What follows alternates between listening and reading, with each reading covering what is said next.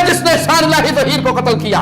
कौन है जिसने हक नवाज झलवी को कत्ल किया? कौन है जिसने ज़ियाउर रहमान फारूकी को कत्ल किया? कौन है जिसने आदम तारिक को कत्ल किया? कौन है जिसने मसूदुर रहमान उस्मानी को कत्ल किया? ये कौन है? दहशतगर्दी का ताना औरों को लगाते हो और अहले सुन्नत के उलमा के लहू से अपने हाथों को रंगीन करते हो और झूठ बोलते हो कि ये तकफीरी है, ये हमारी तकफीर करते हैं, ये तकफीर की बातें करते हैं। कायनात के सबसे बदतरीन तकफीरी तुम हो कि तुम अंबिया के बाद अफजल तरीन शख्स अबू बकर के ईमान का इनकार करते हो। अबू बकर के बाद अफजल तरीन हस्ती उमर के ईमान का इनकार करते हो। अमीरुल मोमिनीन उस्मान के ईमान का इनकार करते हो। तुमसे बड़ा तकफीरी कोई और है?